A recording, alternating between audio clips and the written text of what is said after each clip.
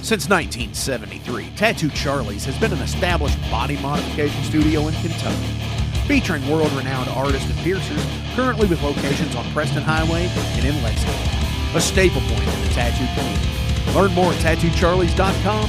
Set up your appointment today at 7904 Preston Highway. Our tattoos are done while you wait.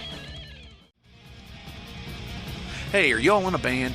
Do you need merch for shows? By now I'm sure you've seen all the Metal Forge patches that are available, along with many more. Well, the printer I use for those is UKR Patcher. Check them out on Facebook and Etsy. They do awesome custom work and for extremely affordable prices for any band budget. Check them out, UKR Patcher on Facebook and Etsy.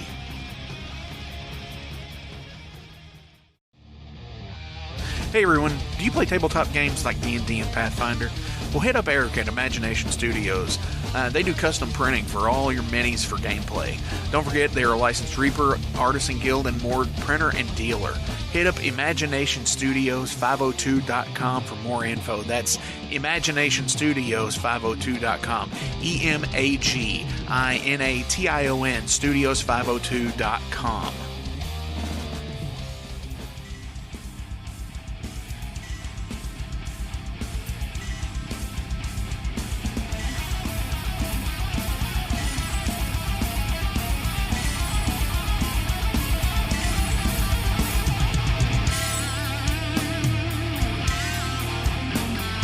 Thank you for tuning into the Metal Forge. I am Mark Jackson and I'm your host. The premise of the show is pretty simple. Awesome interviews and awesome music.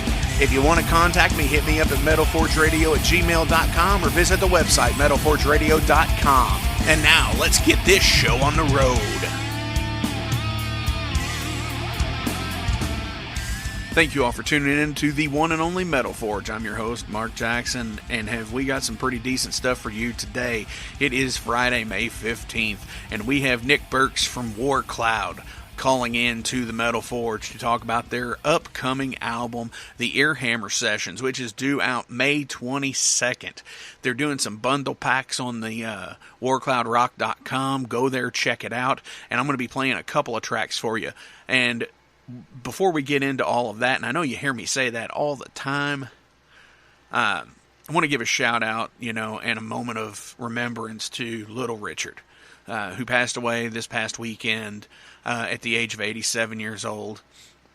Such a pioneer. I'm glad to have gotten to see him perform at South by Southwest in 2004.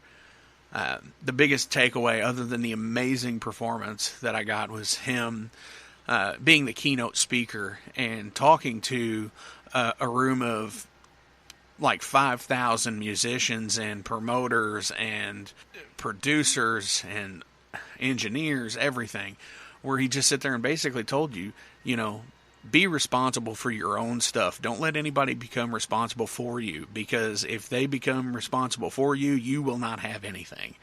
He had the phrase, sign your own checks, and you should always know where your money is going if you are a musician. Because if you let somebody else, and it doesn't even have to be a musician. If you're an artist and you don't know where your money is going, you need to control that shit. Because if you have somebody else spending your money, you're never going to have any of it. So sign your own checks. He did have one other really good saying from that speech, and it was, the grass may always be greener on the other side, but it's just as hard to cut. So take that into consideration with your own art, your own product. Make sure you know what's up. Also, this past weekend, Metallica started the recording of the album Kill 'Em All 37 years ago. And for many metalheads out there, even rock people, that was more than likely a hugely influential album for a lot of us. I know it was for me. It's shaped my musical career. It's made me love metal and everything I want to do regarding that. So shout out to that as well. I do want to point out that here's an interesting thing. In Arkansas, they're going to start the first social distancing concerts. They've got a venue. It's kind of like a little theater hall, about 1,100 people. and they're going to be selling tickets in what they refer to as fan pods, groups of 2 to 12 tickets sold. They have to be purchased in pairs of 2 at minimum, and each group is going to have at least 6 feet between everybody. So the ideal venue space now has been cut down by 80% right now. So they're going to be selling about 230 tickets to an 1,100 seat venue for Travis McCready of the country rock group Bishop Gunn. So that's going to be definitely interesting to see. Just as long as everything they do is safe and nobody gets sick or anything like that, I think it would be a pretty good thing to do. So let's hear some music. This is from the Airhammer Sessions from Warcloud. This is Vulture City.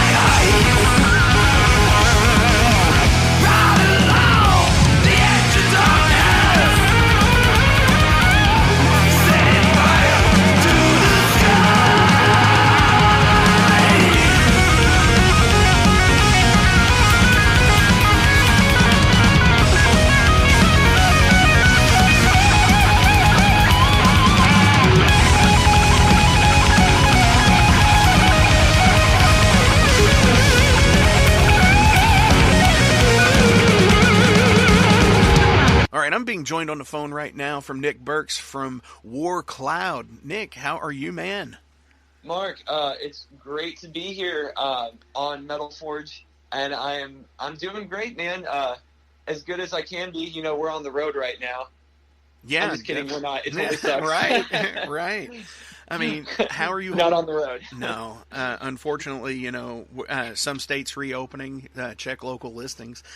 Dude, how are you? How are you holding up with all the quarantine stuff? Because go ahead. I was just going to say because I know you have several members across the United States, and you're promoting a new album. Yeah, it's kind of like the worst time to be a band that is everyone's in a different state, right?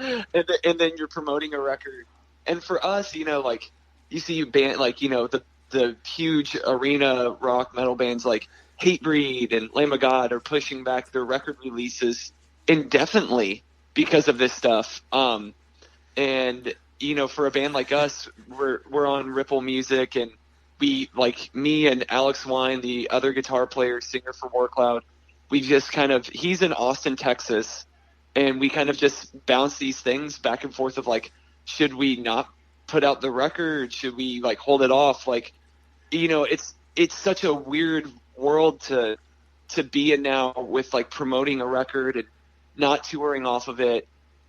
It's just, man, I don't know where to begin with this one. 'Cause we had this month, it's the month of May right now, and we had a US EU tour, like back to back, like no breaks. You do the US run, and then you immediately get on a plane. And then the first show overseas is a festival in Germany. And we were going to do all this, and we were stoked because we went overseas last year, and we were well received. We're really grateful for that. And we got invited back, and we were like, dude, this is it. Like, people like are inviting us back. We don't have to fight our way over there. And we were stoked. And then, I guess diving even deeper to this, it's like layered like an onion. I was on the road with Stonecutters in March of this year, and it was a weird vibe with the shows, and we had to stop in the middle of that tour, and it was like I'm calling Warcloud on the phone while driving the Stonecutters van and being like, man, from what I'm seeing, because we were in New England at the time, and I was like, from what I'm seeing right now, dude, I have no idea what the future is going to hold. And, I'm telling this to Alex Wine, the other guitar player, singer in Warcloud, and he's, in Texas, and he's like, man, okay, well, because he didn't really see the wave coming. Right. And it was like nobody did. It wasn't like, oh, I can't believe you didn't see that. Like, nobody did. And the band Stonecutters, one of the bands Stonecutters was on tour with, they're called Lich King, and they are a thrash band from Massachusetts. Well, when they were going to finish that March tour with Stonecutters, Lich King was going to go over to China and tour. Oh my gosh. And, dude, yes. Like, they're the shit. They're just nonstop thrash, like pure thrash, circle pit music. They were awesome tour with amazing people, but they canceled that tour before they went on tour with us. So they're on tour with us, and they're like, dude, yeah, our China thing got destroyed because of this, and now it's coming over here. And those guys are super smart, really professional, extremely talented. The whole time we're on tour, they're like, I don't even know if this tour is going to make it through. And it was such an uneasy feeling having to like wear a face and perform every night and like act like you didn't know what was happening. Like, you had to like kind of sell it to the audience, like, hey, everything's fun. And don't get me wrong, like, we would have jokes every night on the mic being like, how many of y'all are sick out there? This microphone definitely has COVID-19. Like, making jokes like that. And we were like, shit, looking back. Yeah. And now looking back on it, we're like, oh shit. So then going back, like, how's this band doing? And like the record Earhammer Sessions that's coming out this month on the 22nd of May, how is this all, like, how are we doing this? And it's kind of like, well, we're trying to promote it as best as we can. And then the irony of it is, like, this record was recorded, it's a live studio record. So we just did like raw takes in a studio, and then we did it in Oakland, California at Earhammer Studios. And that's where like Necrot, Lecherous Gaze, Autopsy, who else is Althor has recorded there, Shrink Wrap Killers, Deathgrave. It's like the Oakland sound, like dirty, nasty rock and extreme metal music have come out of there. So we wanted to put out a record based off of our tour we did in Europe last year, because we had this set dialed in, and we really liked how the lineup of Warcloud does these songs. And so it's basically the way the band plays these songs live. We thought it was cool, like, you know how like Maiden would do live records, or there's BBC sessions of like Zeppelin records or Fleetwood Mac. Yeah, and like, you know, the Fleetwood Mac version of whatever song the studio version of a Fleetwood Mac record or whatever, Fleetwood Mac studio sounds different than Fleetwood Mac BBC sessions, and you might like that version more for whatever reason.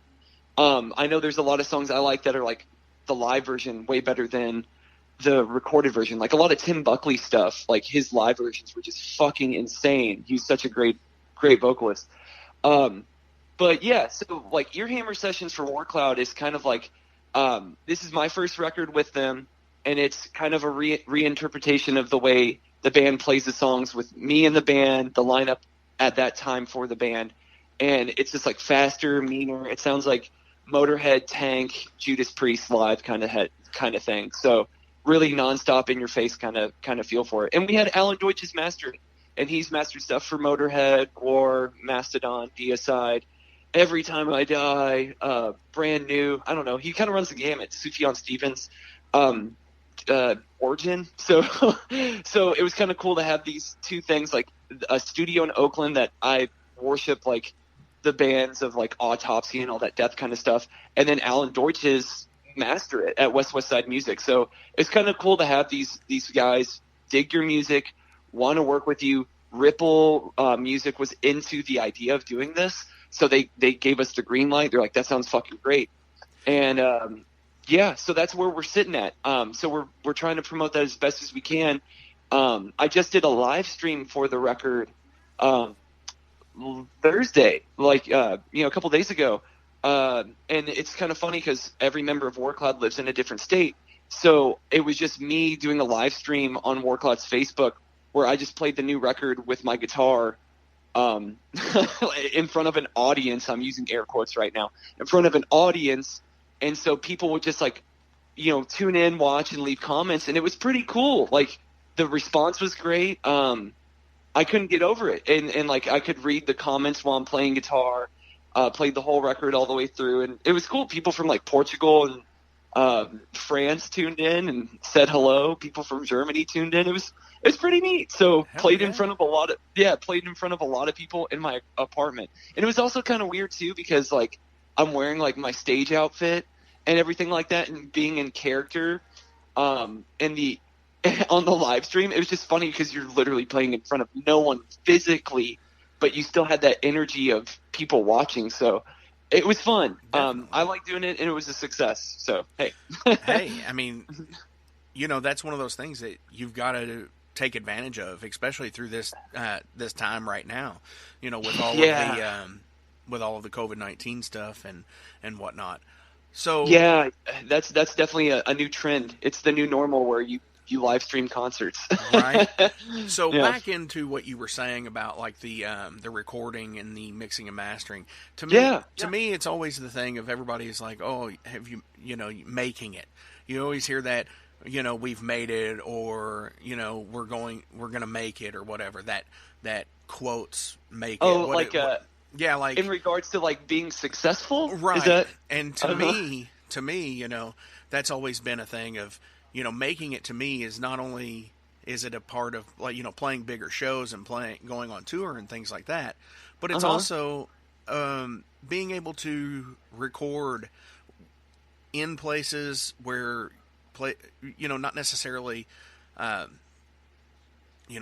they say bigger bands, but like peer group bands now, because you've recorded in the studio where Autopsy is recorded. So technically, yeah, that was so sick. So to me, that's a thing where it's like they would be considered a peer group at this point. I mean, yeah, to a degree. To a degree, I mean, I say it's kind of like the 7 Degrees of Kevin Bacon, where it's like, hey, you know what we have in common? We've both recorded at Earhammer Studios in Oakland, California, then had the same mastering as Motorhead. Yeah. Oh yeah. And it's like, I'm not naming enough peers, to be honest with you, because a lot of people have recorded at Earhammer. A lot of people have mastered with Alan, or West Side. Yeah. It's an awesome, feather in the cap. Oh, dude, it's totally cool, because every time I talk to like Greg Wilkinson, who records Earhammer, he is Earhammer Studios, or Alan, like talking to these guys as friends is really weird, because it's like, damn, like, I guess you think I'm cool, or you just want my money. It's something like that, you know. Well, I mean, I'm broad brushing it. They're professionals, and working with them was super rad, and I could tell they were genuinely excited. Like, recording with Greg was so sick, because like I could play something and he would look at me and he would like smile really big, like, dude, that was fucking sick. But that's the awesome part, the organic part of it, I guess. You know, where it's like, you know, you can have something that impresses somebody like that who's seen tons and recorded tons of bands. Yeah, like they could just call up like Matt Pike on the phone and just, you know, like, you know, talk or something like that. So I you're guess like, that's the thing dude. of saying that there's always something new out there. Mm-hmm. And that's one of the things that I've realized doing this show is there's always somebody new. You get turned on to so many people when you don't have a certain restriction that you have to follow anymore. Yeah, it's kind of fun. It's absolutely fun. So again, back to the thing of all of the members live in other places. Yeah. So how do you all write? Well, it's kind of a weird process where cassette tape. Yes, I mail them cassette tapes of my ideas. I have a 4-track recorder, and I mail them all my ideas. That is beautiful. No, that'd be very. Got to keep it so underground. I've done that before. Dude, that's badass as fuck, Mark. That's awesome as shit. Damn, respect. Yeah. No, but the way it works now for us is I'm not a genius with recording stuff. I usually just record all the ideas on my phone, and then I loop them. And so I layer a bunch of guitars. I have the drums in my head, what I want, and I write down just on note paper like how the song's gonna go. You know, intro, verse, chorus, riff, bridge, solo section. So I write all that stuff out, and then I send it to everyone.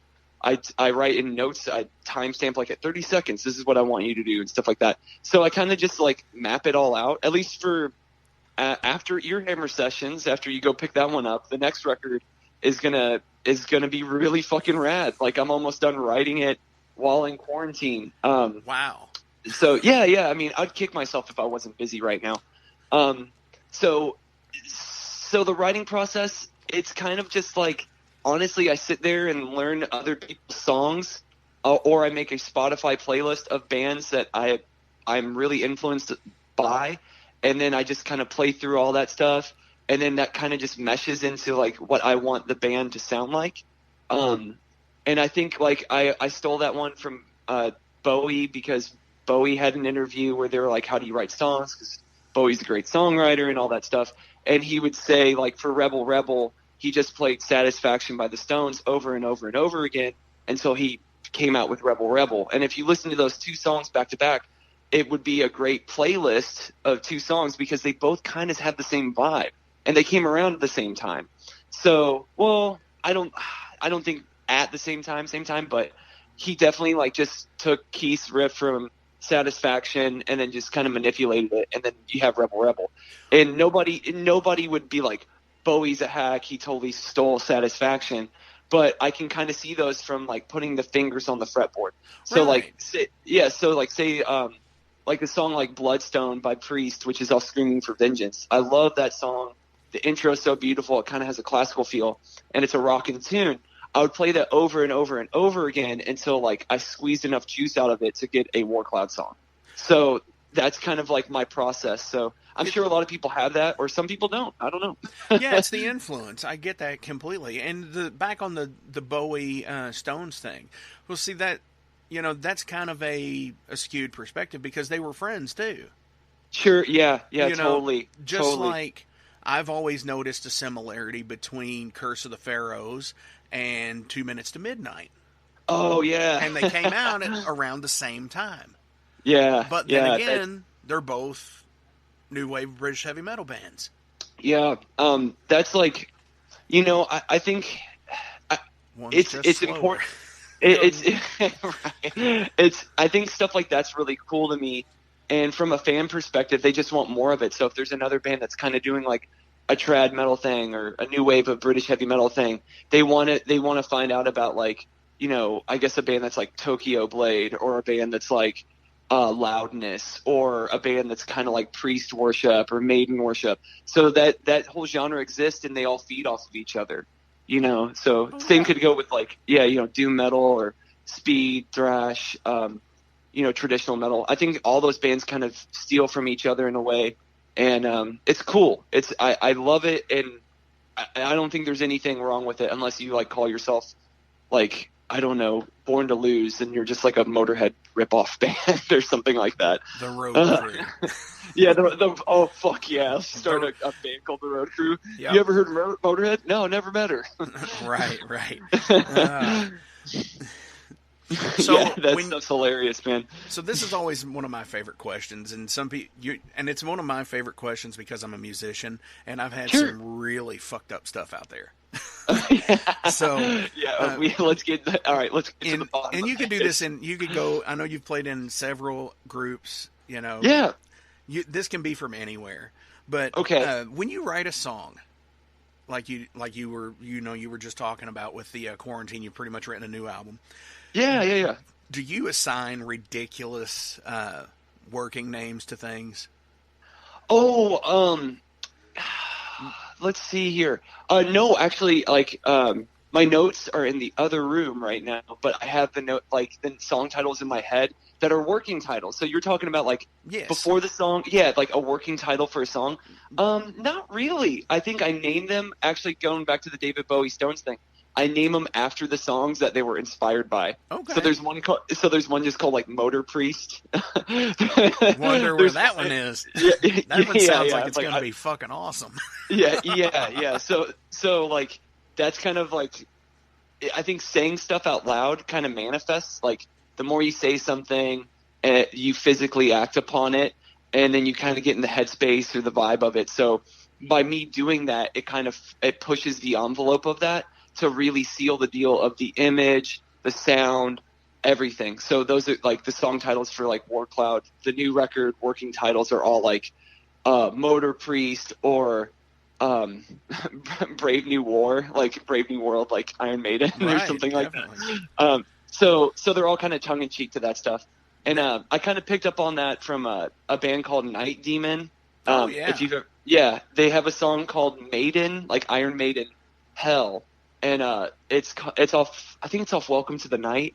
And the song is so funny because the singer Jarvis, he references there's so many fucking Iron Maiden references in the song, and in the song, like, he'll say it's like, I was a Wrathchild in a Brave New World. So, like, wow. Yeah. It's genius, really tongue in cheek kind of stuff. I wish I would have written, and he commits to it. The band rips. So shout out to Night Demon. He plays in Sir Thungle too, which is super fucking sick. So hell yeah. Yeah. But that's a good concept to have. I've actually never thought about writing working titles like that. You know, because I'm in a metal band. You know, it's always something. Yeah. It's always something lewd or obscene. You know. Yeah, and that could help. You know, having those titles like the kind of Chuck Shoulder titles where it's like, this one's called Crystal Mountain. Well, that's kind of open to interpretation. But if you ask Chuck what that was about, he was like, oh, that was about my Christian neighbors, and they lived in a perfect crystal world. So like you could take those things and really go with them and go with your own personal vision. So it's open to interpretation. I think the reason why I went with, like, naming them really spot on the influence is because it pushes the image, and it's easier for everyone to understand, whether it's the guy behind the board mixing or recording it, the producer, the fan, you as a writer. It just pushes that, and it gives you a really finite, solid image of what you want it to be. So definitely. Yeah. So if you could have written or recorded an album or song from another person, what would it be? Oh, fuck, man. Fuck you for asking that one. We ask the hard-hitting questions here, man. Any genre whatsoever? Anything. Yeah, anything. It's usually, it's whatever you want it to be. Okay. Well, Vangelis, he's like the electronic guy that did the music to Blade Runner and Chariots of Fire. There's a song off the Blade Runner extended soundtrack. I don't think it's on the CD you could buy at the time, but you can look it up on YouTube. It's the extended soundtrack of Blade Runner. It's an instrumental called Sweet Solitude, and it's just like a really beautiful song. It gives me chills every time I hear it. But yeah, that's definitely the song I wish I would have written. I guess, I don't know, I just think about like a fucked up future and everyone's sad, smoking cigarettes, and no one knows who a robot is, and it's raining all the time. I don't know, it just paints such a good Blade Runner-y sort of feel to it. I fucking love Vangelis. So if I could have written any Vangelis song, it would be Sweet Solitude. The saxophone solo is way sexier than any Pink Floyd sax solo I've ever heard in my life. It's fucking amazing. So awesome shit. Nice. Or Roundabout by Yes, because that would be badass. Yeah, that 8.5 minutes of awesomeness, for sure. Mm-hmm. Yeah. Those two. Oh, hell yeah. And they're great choices for sure. Yeah. I'm definitely going to after the interview look that up and just give it a couple of spins and see, because I love instrumental music too. So it's a beautiful, creepy. It's like romantic and creepy at the same time. It's just the chord progression's really emotional. I've shown it like to other guitar teachers that I teach with that have been around way longer than I have, and then they always kind of nod to me like, damn, that's some cool shit. Like, because they grew up rocking out like Steely Dan chord charts and shit like that. So bunch of chord nerds, slash chords and all that shit. Right on. Yeah. So why music for you? What does music have that draws you to it? I don't know. I wanted to start out, I wanted to play banjo, so I went to the music store. My mom took me there when I was a kid, and I wanted to rent a banjo because Steve Martin played banjo, and he was really funny, and he had an arrow through his head, and he would tell jokes, and I thought Steve Martin was hilarious, and all the SNL shit was funny as shit. So I wanted to do that, and they didn't have a banjo, and I'm really bad with technology, so I was like, well, I'll get an acoustic guitar because you don't have to carry around an amp and a cord. So I got an acoustic guitar and then played worship music and stuff like that. So it kind of just snowballed into it, and then I got into Rush and David Bowie, and then into Boston and stuff like that. So just kind of classic rock shit, and it kind of just snowballed. Someone showed me Black Sabbath, Iron Maiden, Metallica, Blue Oyster Cult. It just sort of it wasn't like a this is it. This is what I choose to do. Because I would skateboard and just kind of hang out. I don't know. It just slowly turned into that. And then doing a live performance for the first time, I was like, wow, what a thrill, what a rush. That was really cool.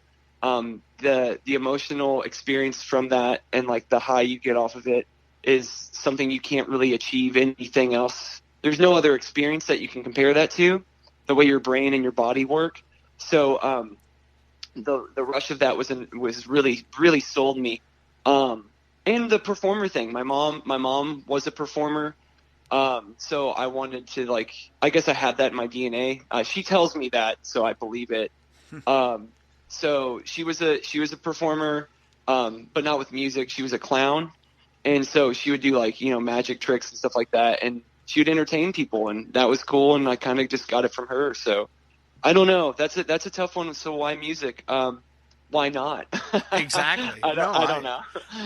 Back on the live performance aspect of it, I 100% agree. To me, there is no other feeling of going out and, being able to feel that when you're spot on and when you're on and you're rolling, and then bam, you play the best set of your life. Yeah. There's no other feeling like that. It's definitely something to be thankful for, man. Super cool. Hell yeah. I love, honestly, and I play without earplugs. Oh, yeah. I started doing that because I think my hearing's going. Well, I know mine is. But I am, if there was anything, I am completely addicted to that feeling of when you lay down at 4 a.m. after a hell of a show, and you feel the pressure in the ring in a dark room. And it's just, there's no other feeling like that to me. And yeah, man. I hate hearing that ring sound because that's like the last time you'll ever hear it, that decibel. So you're like, right. So you're like, fuck, that's not a good sound. But I know Right. what you mean. That it's a priceless feeling, and also the response you get from people that connect with what you've worked for.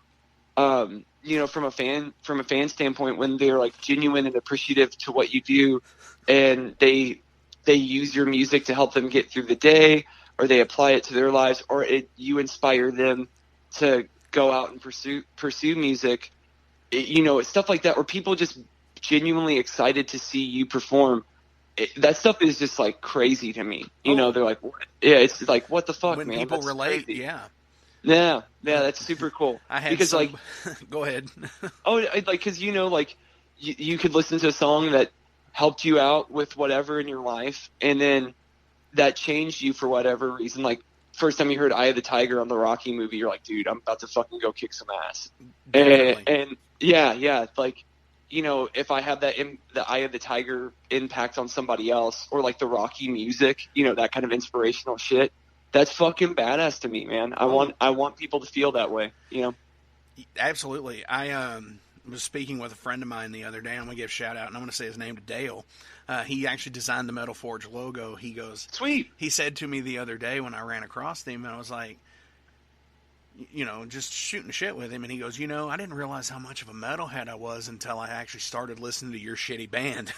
I was like, dude, thank you. That's funny. And he's like, he really likes it, but he's just like, you know, giving me shit. But he's like, I didn't realize how much he actually really did like metal. He just thought, oh, only metalheads like that. But it's a total good feeling, you know, that, yeah, I get you 100%.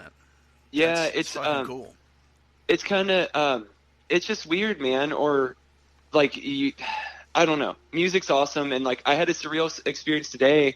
I don't know, but Todd, he played in Slint. He owned Wild and Woolly Video. He does Wild and Woolly Pilates now. Definitely. I love Todd. He's like, he was in fucking Slint, and he hit me up today for guitar lessons because he's really into like caveman riffs from like, you know, anything off Maggot Stomp records, or like Undergang or Outer Heaven, stuff like that. He was like, hey, how do you play those like drop A riffs? And like, it was cool to hear the dude that played in Slint ask me that, because it's like, holy shit, like, man, music's so cool for those reasons. Like, I love Todd, and music brought us together. So it's like, it's super fucking cool, man. I love it. It's awesome. And it's like the snake eating its own tail kind of thing, because it's come full circle at this point. Yeah, you might have been so influenced by Slint as a young lad, and then now here 20 or more years later, yeah, you know, right, getting, you know, asking guitar advice from him. So that's totally cool. Yeah, that's like so crazy, man. Or, man, that's happened like whenever like you play with a band and they like ask you like tips on how to play stuff, you're like, dude, but you're in Deicide, or like you're in Demolition Hammer. Right, you're like, in a band that I looked up to. Like, I just opened up for you guys. Right. But I think it's cool when they do ask you, because it shows like they're not above anything, and they want to learn too, and they're not like rock stars. Because I've had the rock star people before too, and I'm like, man, I love your music, but you're a fucking asshole. Definitely. I know exactly what you're talking about. So. Yeah, let's just talk about those. Let's just talk about those terrible experiences right now. When did you get rockstar by an asshole? I can tell you two right now, and I don't care I don't care if I tell you their names. For real, dude. This is a good interview. You want to go first? No, All go right. ahead. First one was when I was a kid, and I was in a cover band, and we played with Ted Nugent. and Ted, yeah, right. Ted, that's an easy. These are easy ones. I haven't met anyone where I'm like, well, that's kind of shocking. I thought, you know, Will Oldham was really chill or something like that, you know. But we played this weird fest, and I was a kid. I was like 15, 16, something like that, I think. Right. And I wanted to autograph my wallet, and he wouldn't do it. He was like, no, and like just totally walked away. And I'm like, dude, I'm a fucking kid. Fuck you. And yeah, he was such a fucking prick. But I watched the whole show. He fucking slammed it. He just destroyed the guitar. I still love Ted Nugent. I think he's awesome, but my interaction was not good. And you have to keep in mind, though, it's like he could have had a bad day. He could have been sick. You don't know. He could have been hungover. I don't know. And so you kind of have to excuse it. Terrible Ted has never been hungover, apparently. Oh, yeah. He's never done drugs and all that bullshit. Yeah, just like Gene Simmons. Right. Yeah, Gene Simmons. No, but that was a really bad one, but I still love Ted Nugent. I just remember him being a dickhead, and I was just like, man, that sucks, but you're so good at guitar, I'll let it pass. I got another good one, though, but I think you should tell me one, because this is funny. Yeah, because of certain instances, I can't say the name. Man. I'll just say what does it rhyme with? Well, Ding Day Malmsteen? No. He doesn't like donuts. Yeah. Have you ever seen that? Yes, it's so good. Hell yeah. Unleash the Fury. I will just say they were a Canadian trio, and it's not Rush. Okay. Well, okay. It's a Canadian trio that's not Rush or Spell. Okay, I was about to say, are they from Vancouver and they have a record called Opulent Decay? No, it is not them. They are awesome dudes. Cam, cool. On the show 2 weeks ago, fucking awesome dude. I love that band. Yeah, the new record's awesome, man. Oh, everything that they've done is awesome, and that's one of the things we talked about, it being like everything is different from them, which is so fucking cool. Bands don't do that anymore, it seems like. They started off kind of sound like Cauldron, and then they sort of turned it into their own thing. Yeah, and there's a lot of electronica in their new, to me, sounding electronica. I equated it with, like, The Cure. Yeah, I was about to say, you beat me to it. There's kind of like a gothy vibe to it, but it's like prog goth. So fucking awesome. But anyways, I went to book this band and looked up their booking company. Talked to their booking agent on the phone, and he's like, they're going to need at least $5,000. Okay. And you have to supply a full backline and catering for 15 people. Yeah. And that's only if they were on tour. And it was another $7,500. It was like $7,500 if they were like a one-off. For like one-off day kind of. Yeah. And I actually had looked up the not the agency, but it was a site called Pulsar. It's a deal. I know Pulsar. Yeah. So I looked up on there. I was just like, okay, well, what are these people actually drawing? And they were drawing like 70 people. Yeah, I was about like, once again, and when you threw me that figure, I was like, how many heads are they in the door? Then I can justify the price. Exactly. And I sit there and said, I was like, hey, dude, I appreciate you getting back to me, but like, really, $5,000 if they're on tour and all of the extra stuff, that's cool. But okay, so if we're doing like $15 tickets, we're only looking at like $1,500, Yeah. And he was just like, you could do meet and greets, but they get the excess of the meet and greet pass. I wish I knew what band this was. Fuck. Sing a song by them. Well, they have very alliterative album titles. Three-piece, Canadian three-piece, not Rush, not Spell. You've seen the Metal Forge logo, right? Oh, I know who you're talking about. All right, got it. Of course they're. Yeah, dude, I've heard nothing but goofy shit from them. I know who you're talking about. Yeah, they're nut jobs, dude. Yeah. I actually recently just reached out to see if they would be on the show, and they checked the message but never replied. So. Oh man, but I mean, I love the band. I love the band. I still listen to them. Still listen to Ted Nugent. Like, it's just like, as people, he kind of rub me the wrong way. Whatever. On the Nugent thing, though.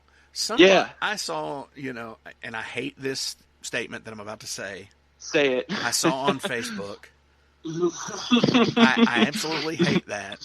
But I saw a post. Hey, I saw on Facebook. Check this out. Exactly. Well, that's just like, that's like, shoving the light up your ass will kill coronavirus. I saw it on Facebook, so it must be true. Yeah, inject bleach, all that stuff. Yeah, but I saw it on Facebook, so it must be true. Yeah. That's where I call. There's two types of people. It's informed and Facebook informed. Oh, here's my favorite. I saw on Facebook that has happened to me in the past 12 hours. Okay, let's go. Definitely. So, is the article that says. Okay, so to give everyone that's listening right now, if you're still with us, we're talking about kind of artists, news, false information, COVID-19, all kind of mixed in one pot. Yeah. So what we're doing right now is check this out. Here's an article I read. So we're going with the article. What was the headline? Now I'm not really helping. I'm spreading disinformation, but the headline was Missouri opens up lifts ban and people can have concerts starting this week. That was the same one I read. Dude, that one's so good. Because other musician friends that I respect were sending me this, and they would people just send you articles, and then I guess they want you to read it for them. Right. And so I was like, okay, fuck it. I can read this. I can take 2 seconds to read it. So in the article that everyone's going, oh, sweet. First of all, if you've ever played Missouri, you're going to get fucking robbed, and it's I don't know. I've seen some crazy shit in Missouri. Definitely. But yeah, definitely. So, so that is the article we're talking about. And so people are like, oh, yeah, fuck yeah.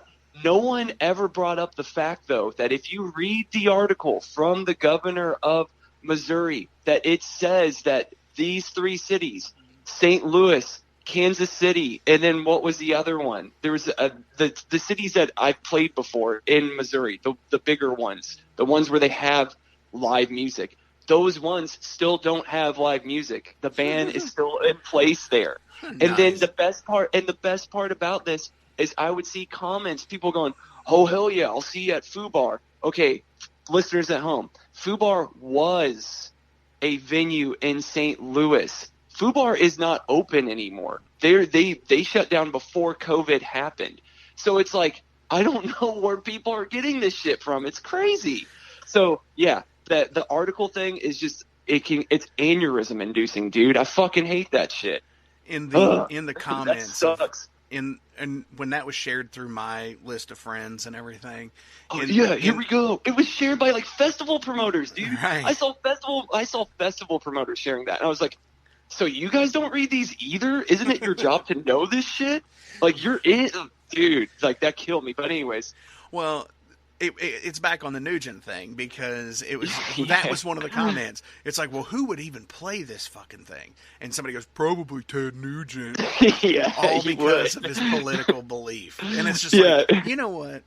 Hey, I'm gonna go out and say this. That dude, if you're conservative and you dig him and you probably hate his music if you do, whatever. Yeah.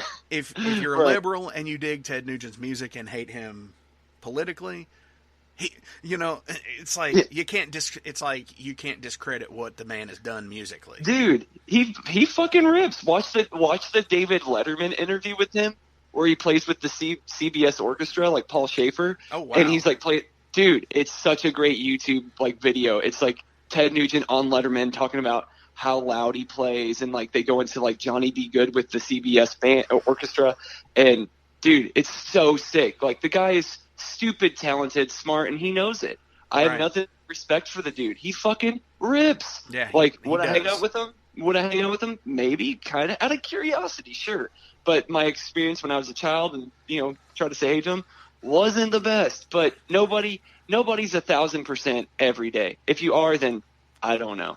Well, run for president. Definitely. And that was the whole thing too. James from Metallica, he quit doing meet and greets for the longest time for that reason because he had to separate himself.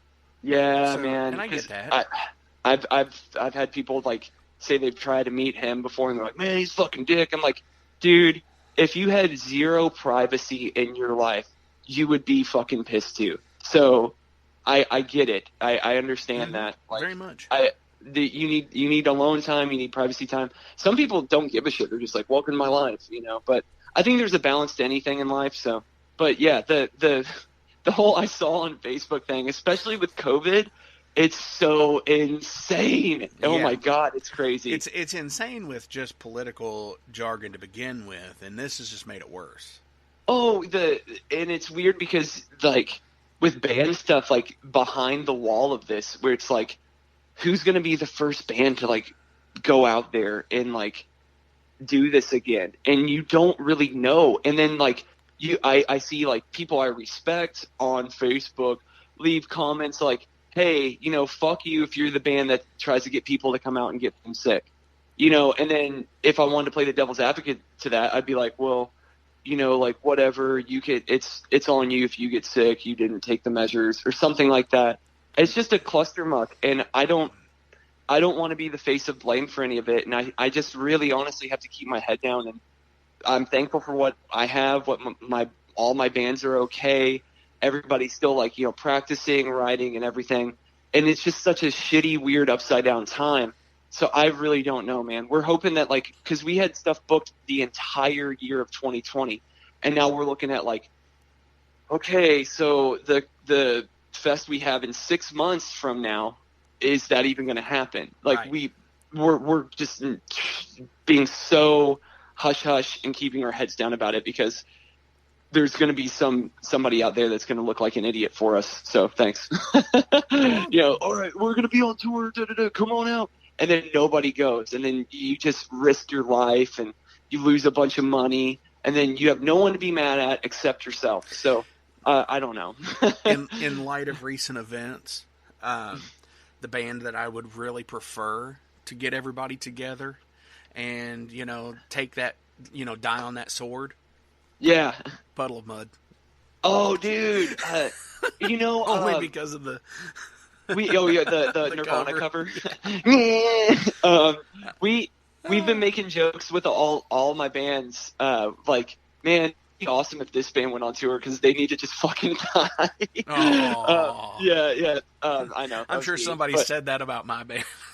Oh no, I've heard the Godsmack one was really funny, where they're like, this is kind of in the realm of it, where they're like, Godmack made a press statement, and they're like, Godsmack, they're like, oh, we're not going to do any 2020 tours, and then people are like, oh, there's one good thing about this virus. Oh wow. I know, it's pretty dark humor, but why not? It's funny. But yeah, Puddle of Mud is, I don't know, that band's Puddle of Mud, if you're listening right now, how you doing? So. That'd be awesome. What's up, Puddle of Mud? I need to be in litigation. Come on. Come on, Wes. Hit me up. It's metalforgeradio@gmail.com. Hit him. Hey, Puddle of Mud, let's get an interview on Metal Forge. Where you at? Let's talk about it. Let's talk about that cover you did. What was going on that day? And I defended that cover for one reason. You defended it. The music is good. He just sucks. Sure, yeah. What sucks? Wes just sucks. Oh, yeah, I know. Like, if you watch the video, the whole band is kind of like, dude, stop. Like, yeah, stop. and I think the bongo player was laughing. Oh, no, I think it's the bass player. Because there's like a meme about the bass player going around where he's kind of like smiling, being like, what the fuck is going on here? I'm just going to go out and say this. When isn't there a bass player meme going around? Oh, dude, bass player memes are so good. I love Glenn Fricker's bass player. Oh, dude, yeah, your bass player's a piece of worthless shit or whatever. No, I think it's rule number 2 is your bass player's a useless cunt. Oh yeah, dude, that guy he's made a career of just being like the angry comedian of metal music. Yeah, from Toronto. He has a lot of funny Toronto dude. Yeah, he has a lot of very valid points though. Dude, he's just like Sam Kinison. Oh yeah, he's like Sam Kinison and Lewis Black, like mixed together. God, I love Sam Kinison. His music was the shit. When he did, when he covered Wild Thing, he's like the whole his whole band was like dressed like Wasp, and he had girls like that looked like they were from like the heavy metal movie, like take him out on stage on chains. Dude, I love Sam Kinison. He was a shit. Definitely. He was like a fire and brimstone preacher before. Oh, yeah. Yeah, so Definitely. It kind of made sense why he was like turned beet red and in your face, dude. Oh my god, I love the fuck out of Sam Kinison. Hell yeah. But yeah, Glenn Fricker is just like funny as shit, and like you said, he has a lot of great advice with recording stuff, and it's cool too because now with like all the like bedroom recordings that are happening and that are putting out records that are turning a lot of heads, it's like it's so sick. So I think I'm all about it, dude, because some of my favorite records recently have been put out by like small nothing studios, and nobody has like a degree to do it, but they're just killing it. They figured it out. Whatever, man. I learned how to drive a stick shift off YouTube the other day, so that was pretty tight. There you go. Yeah. So learning. I mean, I had the help from a friend. So, but like the internet's a great tool if you read the articles. Full circle. Oh yeah, you have to. Yeah, the article has to be read. I know you played a lot of shows, did a lot of tours so far, and still hope that there's ever time to do more, obviously. But if you could have played any major concert from days gone by, what would have been? Oh, like something I missed? Yeah, like something that you couldn't have played either. Just if there was a walk-in festival that you wanted to play, or Day on the like Green, like a hypothetical. Yeah. Okay. What would you have wanted to play? Okay, I thought the question would be like, so all the tours that have been canceled, what was the one you were looking forward to? Guys? No. I was like, oh man, like let me wipe the tears from my face. Oh no, not like no, that. it's okay. If I could have played anything, I would love to do the Phil Collins thing where he played 2 fests in one day, where he like played like Live 8 and then like flew a plane to go play another fest. Fuck, I forget what that was called. It was so badass. That is Phil Collins. Dude, he played 2 fests in one day. He didn't stay at the festive party. He was like, I'm going to do another one. And he just performs. He's just killer, man. I love Phil Collins. Hell yeah. Yeah, dude, he's the shit. But, yeah, I think I would have been a Phil Collins, play 2 fests in one day. Or, I don't know, like the Pink Floyd live at Pompeii. I think that would have been cool. Hell yes.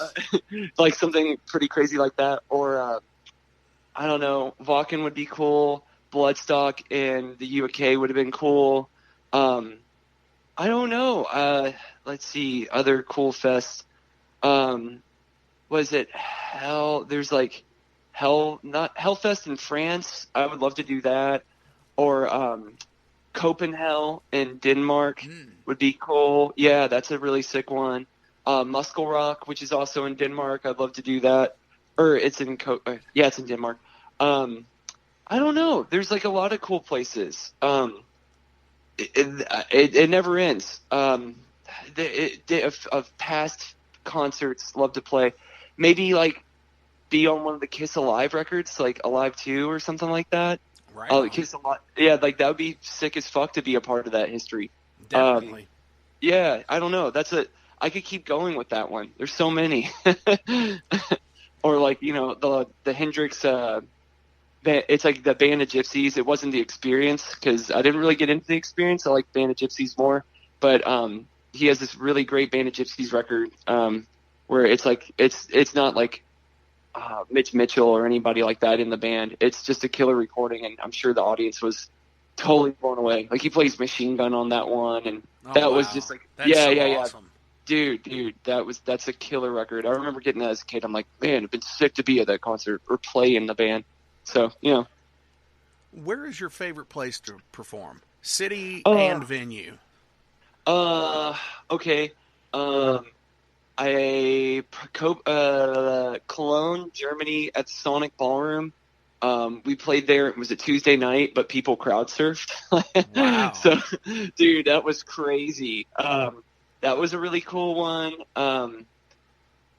And the venue's cool too, to answer that part, because the venue was, they cater, like they had a woman come in and, she was just like really chill, like mom kind of vibe to her.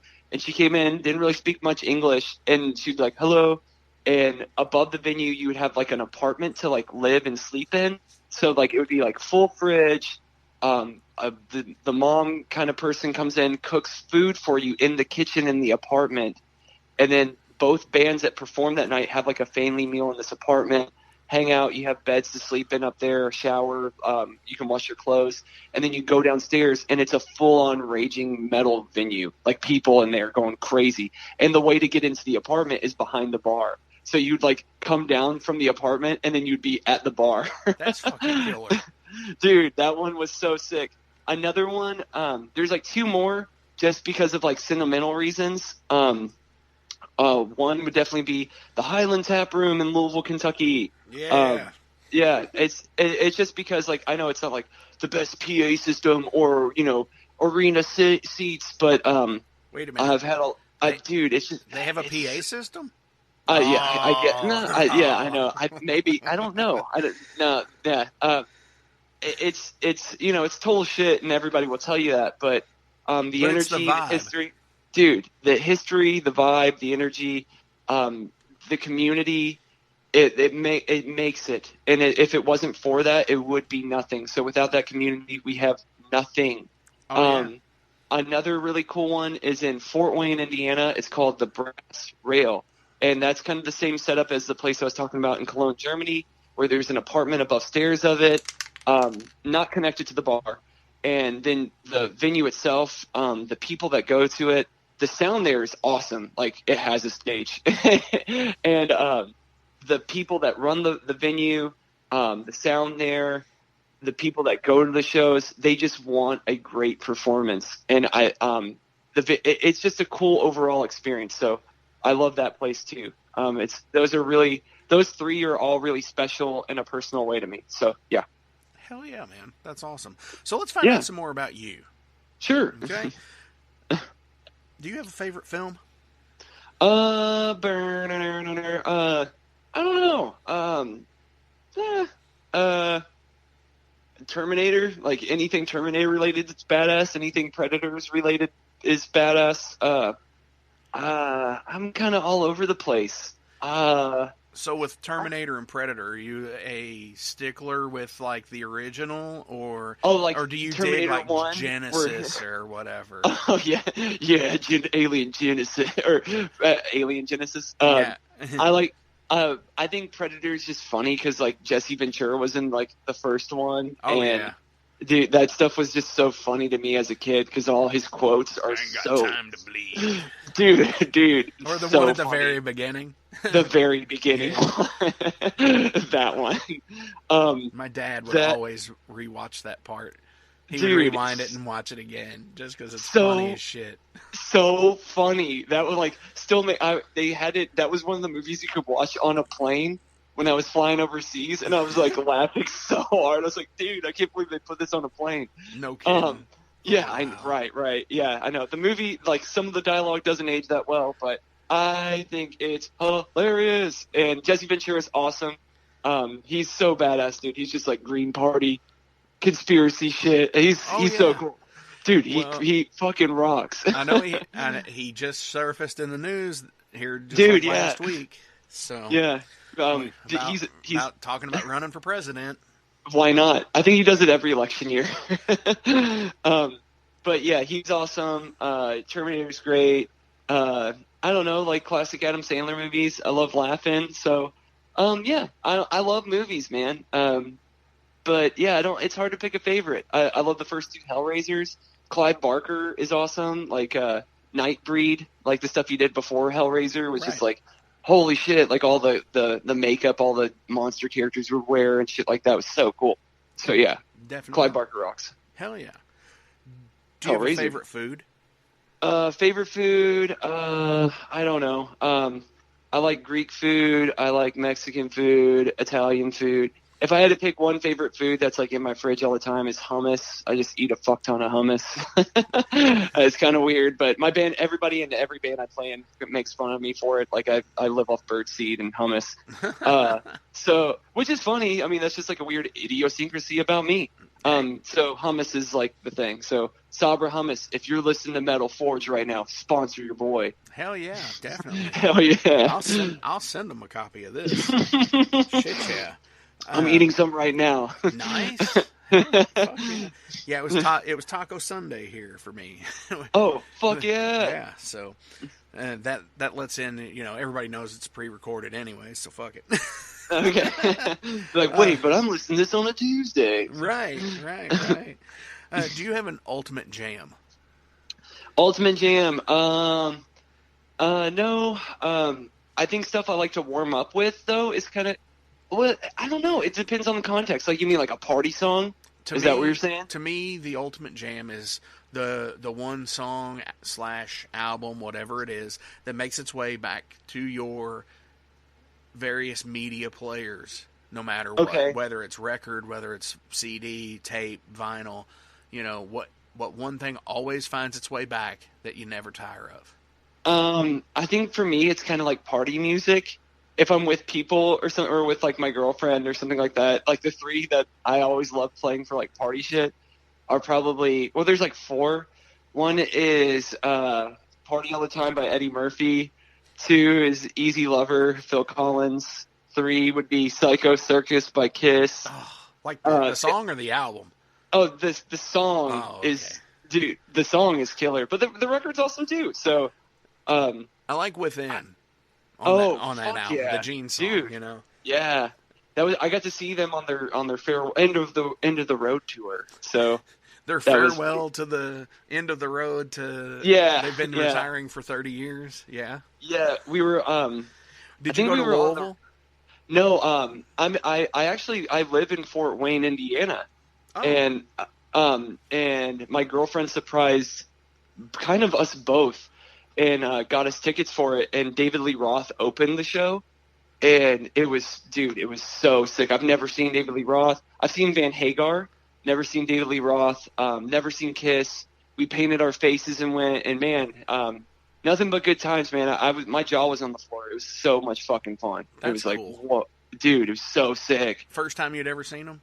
First time, man, and it was awesome. My girl painted her face like the Stan Man, Star Child, and she painted my face like Vinnie Vincent, which is kind of funny. Nice, that is great. Yeah, it was pretty funny because people were kind of looking at me like, huh? And somebody called me, somebody said I was Bruce Kulick or something like that. It was so funny. I was just like, sure. I didn't really give a shit. Wow. But man, yeah, because I think Bruce had like the Ankh, didn't he?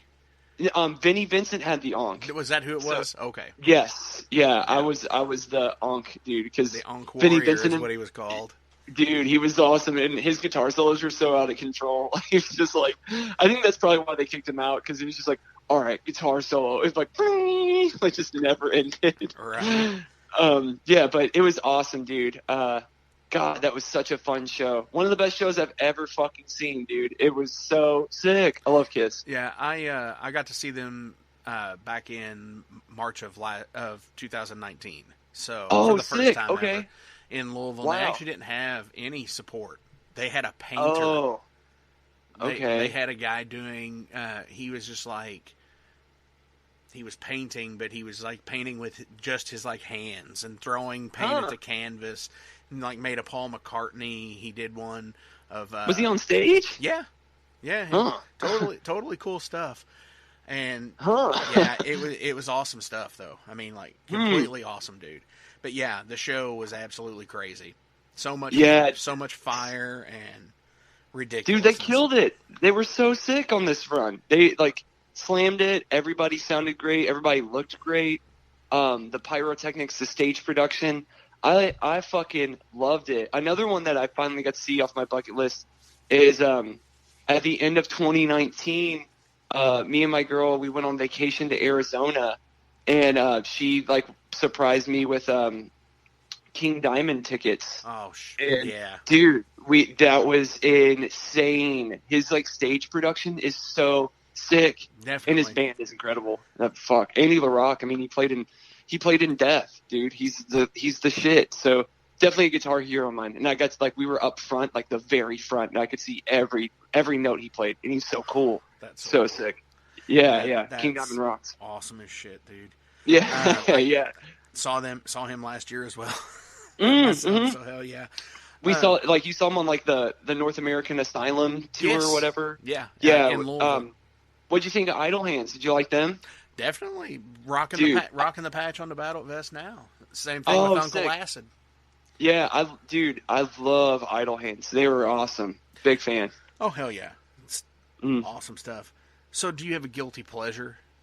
I don't know. I think a lot of people that listen to like really extreme music, if I told them I liked Idle Hands, they would probably be like, that's like, I don't know, it's not macho or something like that. Right. But I don't really have any guilty pleasures.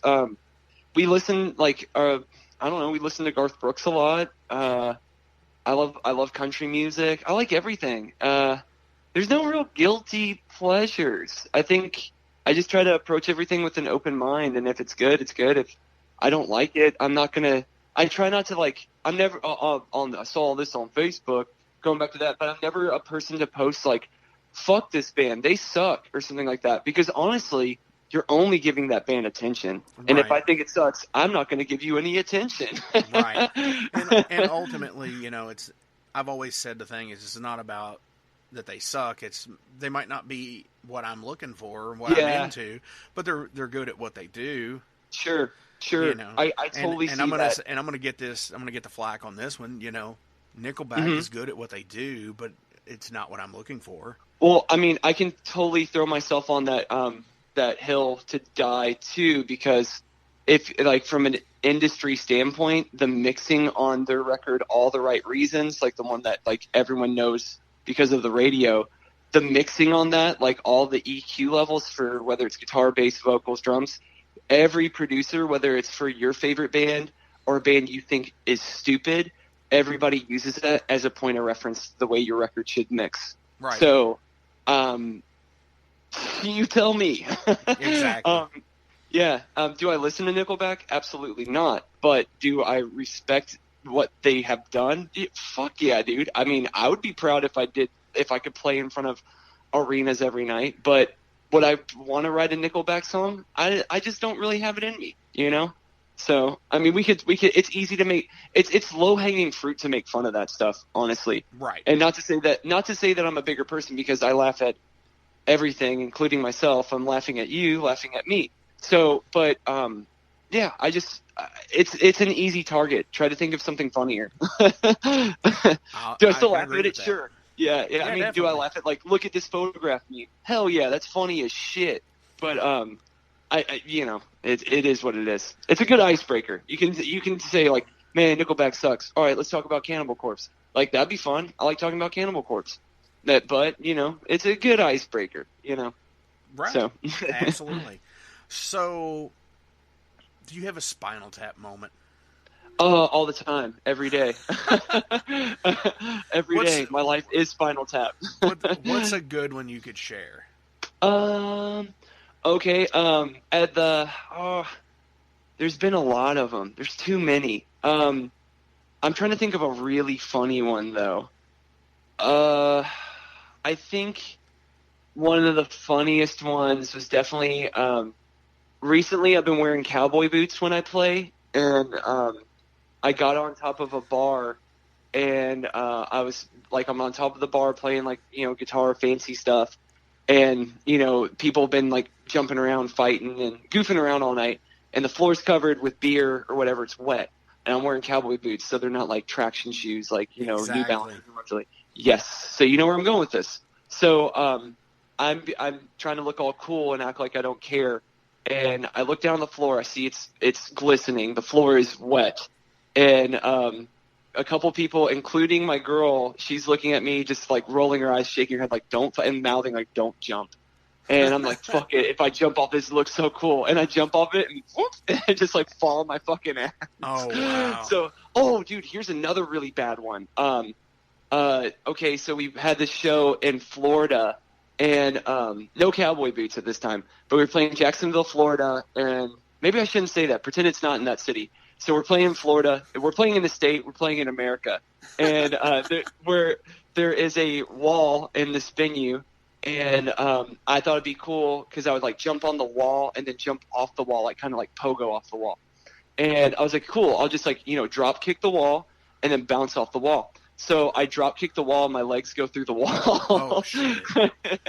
And then I can feel like the floor on the other side. So it looks like I'm getting eaten by the wall, or like the wall's giving birth to me. And then the band's still playing. Drummers are always going to drum. It's the drummer. And Band's still playing.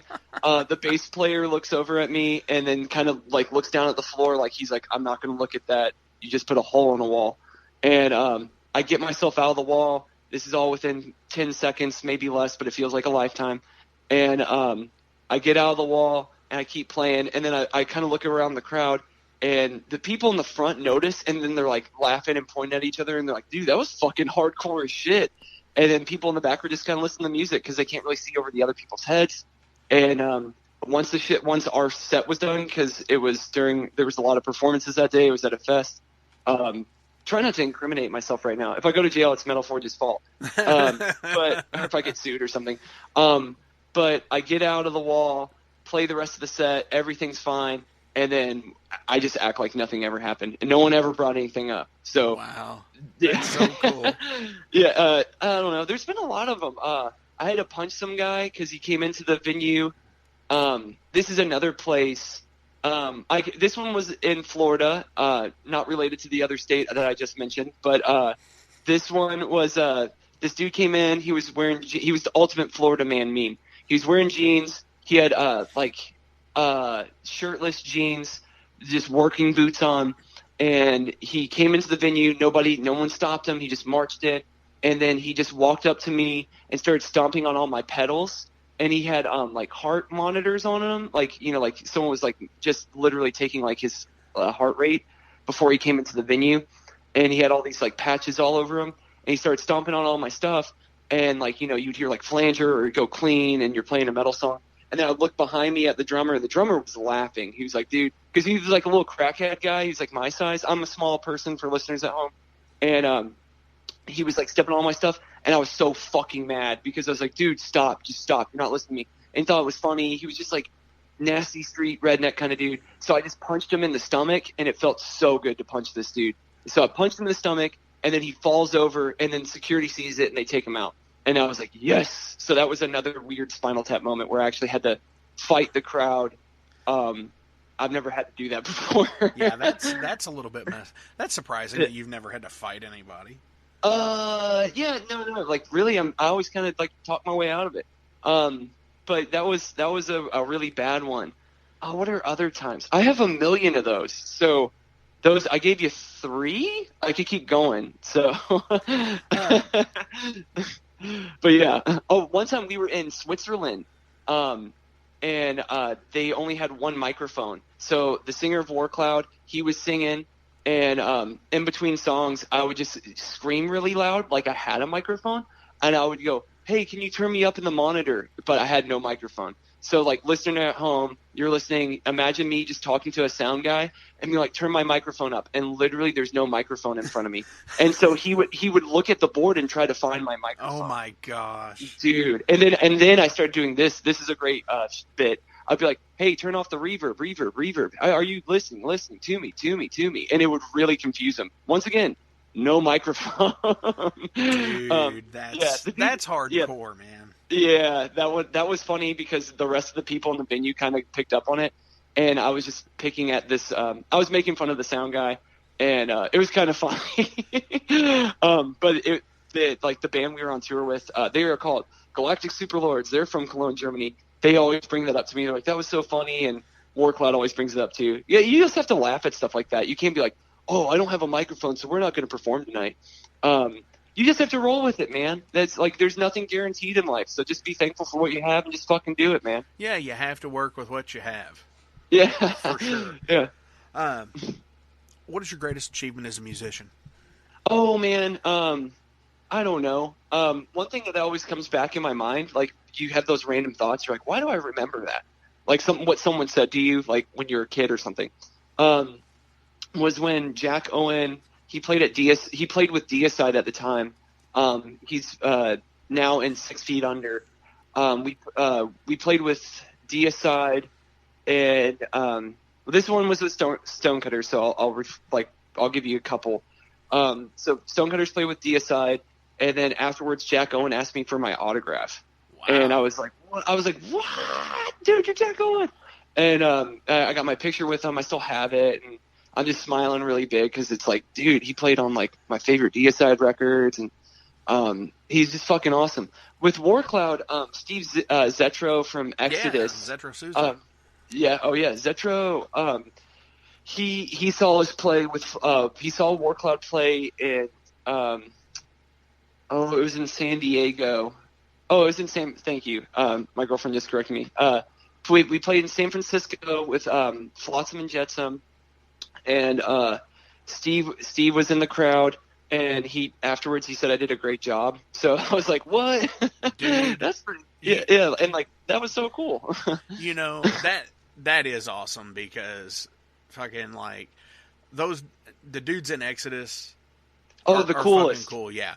They're the coolest dudes ever. They're not rock stars at all. No, they're all. I mean, and when we dude, Gary's the shit. Yeah, I when love we it. opened for Exodus, my band, years ago, fucking Gary was awesome. He's like, so what are some of the cool places to go to, haunt-wise around here? And we're like, where in Louisville, where it is, it's Waverly, and shit like that. And he's just like, yeah, cool. Can you show us how to get there? I was like, yeah. Yeah, dude. Man. They're so cool. And even like to sweeten the Exodus thing, we Stonecutters, we've performed Bonded by Blood with Rob Dukes, like in his hometown. Really? So, yeah. That's cool. Dude, he would like come out and see us, and we like learned it on tour. We learned the song, and because we were talking to him through like the internet, and he was like, "Yeah, I'll do a song with you guys." And so like on tour, we just rehearse in the van, Bonded by Blood, and then we're like, okay, so Rob's gonna show up at this show, and then we see Rob. They're like, Rob's a bigger dude, right? And like he's bigger compared to me because I'm like Danzig. I'm like a little taller than Danzig, but I'm a small person.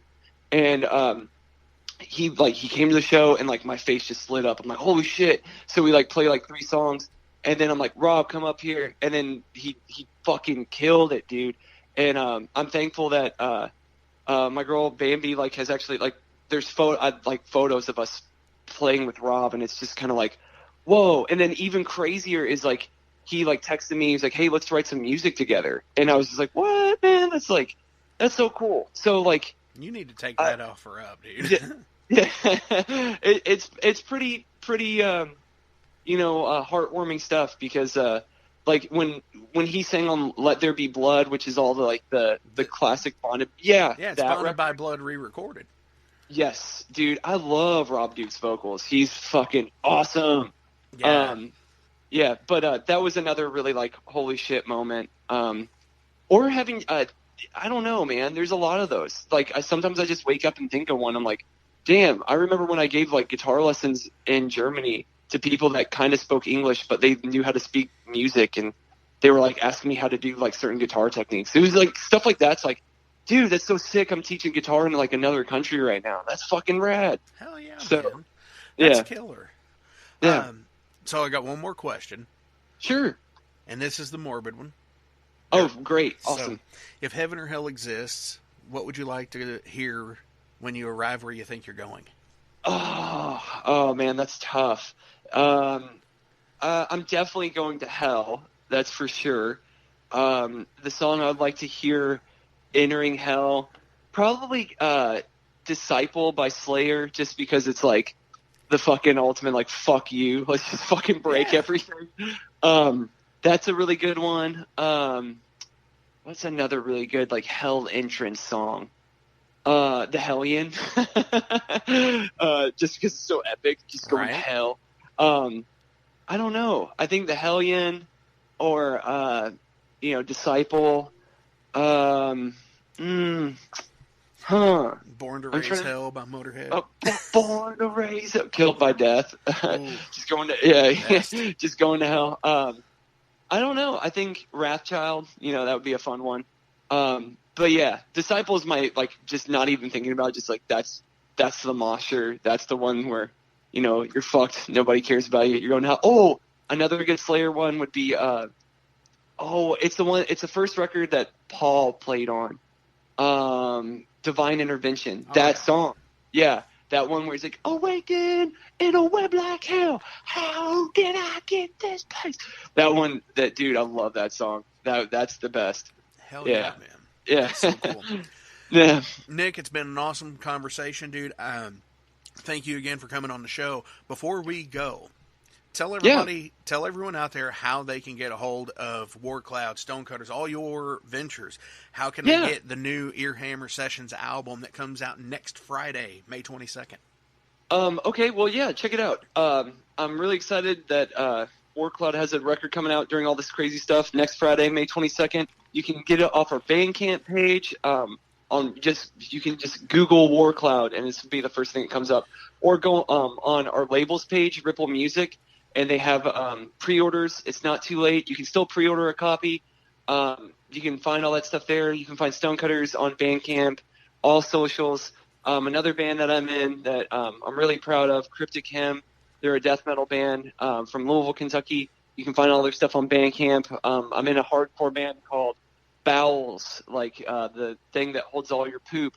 They're on Bandcamp too. So you can find all that stuff on the internet.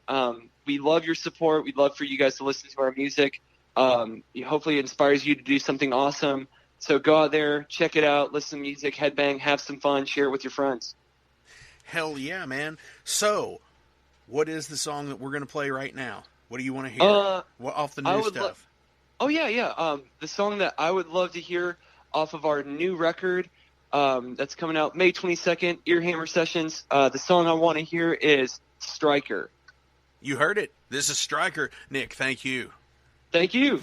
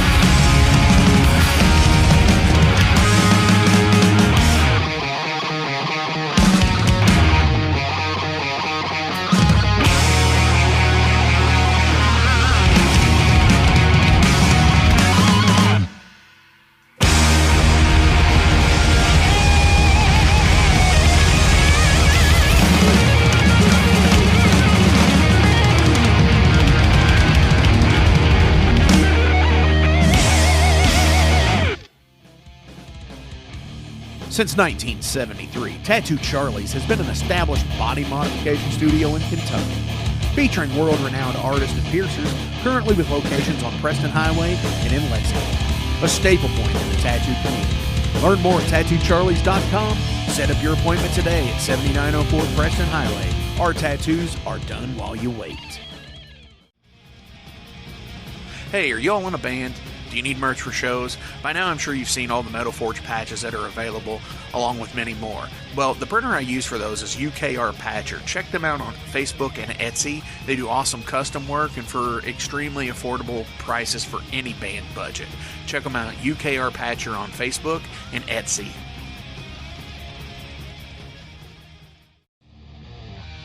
Hey everyone, do you play tabletop games like D&D and Pathfinder?